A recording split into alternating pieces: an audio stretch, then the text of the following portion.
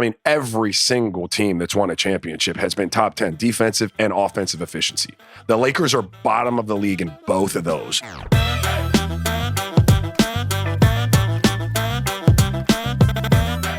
This Lakers team is not winning a championship. It's not happening. Okay. All right. Because that was our pick. Our pick was the Los Angeles Lakers. Now, go, Raj, I see you're chomping at the bit. Go ahead. I've always prided myself on being able to say I made a mistake or apologizing to someone, even in all of my fly off the handle type of, electricity sometimes. I made a mistake. I made a mistake. They're just bad. And I love LeBron and I love Russ. I think AD is super talented, but I've had my questions about some of, the actual winning intangibles with him. But they're bad on both ends of the court. You can't be that. You can't be bad on both ends of the court. Now, let's get this. You brought up LeBron, and I want to bring in Trudell for this one. Trudell, I saw you a couple days ago in Sacramento when, very briefly, I might add, that's on me, saw you, and the big news of the night was LeBron James has COVID. Now, I don't want to get into the COVID part of this, but I do want to get into the absence part of that because it tells a larger story, which is roster inconsistency this season. When you talk about LeBron being out of the lineup for a myriad of injuries and illnesses, and also guys like Wayne Ellington and Trevor Ariza and THT for an extended point, how much is that kind of messed up what the Lakers thought they were going to be through these first 20 or so games? Well, so a big disadvantage that you could say for almost any NBA team that comes into the season with the new roster is the lack of continuity as compared to some of the teams that are playing well. So look at Phoenix so far this season and Golden State. Almost the exact same teams as that finished last season. And same system, right? Same coaching staff, same stars getting their shots in the right places. So that was the part where the Lakers were, okay, how much can Russ's infusion of energy make up for what's clearly the lack of cohesion because you have three players that are coming back, LeBron, AD, and THT.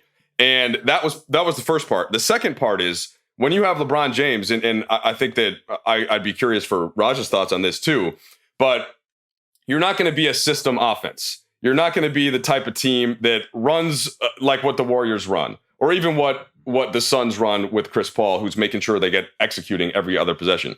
So where LeBron's not on the court for half of the first part of the season, and you have all of the new players, and it goes from having the two-way type players, that whether it was KCP or Alex Caruso or Kuzma, and now you bring in some guys that are a little bit more of a specialist nature, like a Monk and an Ellington, right? Even the bigs like a DJ. So all of that recipe is, I think, why we see them now be at 12 and 11.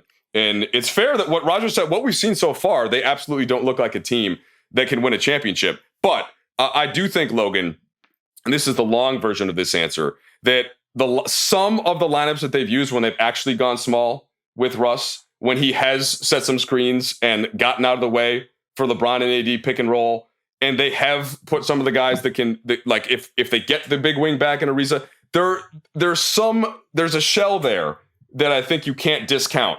But it's been really difficult to see it so far, and it's put them behind the eight ball, no question. That was definitely going to be my next question was, what are there seeds that people in Lakerland that are watching consistently can see being planted that would bear fruit at some point? Because I tend to agree with you in that, I got to make a prediction because I'm pressed to make it. We're 20 games in, right? People want to hear it. But my gut also says what I was alluding to before. Like, there have been so many injuries and there's been no time for that thing to gel that there is a shot. What concerns me, though, is every single team that's won a championship has been top 10 defensive and offensive efficiency. The Lakers are bottom of the league in both of those. So, that would be my question is like, are you guys seeing signs when they've briefly been together that would say, okay, there is a silver lining here. It just might take, I don't know, instead of 20 games, we might be looking at a halfway mark. It might be 40 games before they start to hit a stride. No, for sure, Roger. And that's the small sample size theater that we get into, because when you're looking at the lineup data so far, I can pull out a bunch of lineups with either AD or LeBron at the 5, by the way. They've been starting to go. Frank Vogel's idea a couple of games ago was, all right, we're just going to play one of the bigs now.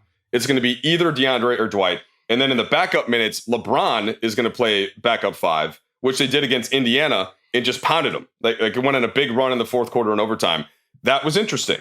And so there are snippets like that where they've really controlled pace, they've controlled tempo, and with LeBron and AD on the back line, they're still big enough to be imposing there.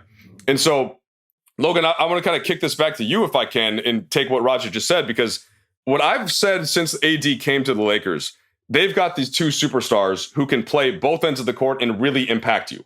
And the only other team that I thought had a chance to do that was the Clippers, because they had Kawhi and Paul George, when healthy. Even when you get into the Warriors, and as great as Steph is, he's not going to positively impact the defensive end, even if he's pretty good relative to what people think. Yeah. Or if you get into Booker and Chris Paul, or if you look at even Harden paired next to KD, who can certainly do it. So that to me was kind of the Lakers' superpower. When they got into a playoff series, both of these guys are going to be able to give you the business on both ends, and then you put the three pieces next to them to go with it. It's just that the team looks so different now that it's hard to pull out like what it's going to look like, as Raja alluded to, when we get 20 games down the road, because we just haven't seen much of it yet.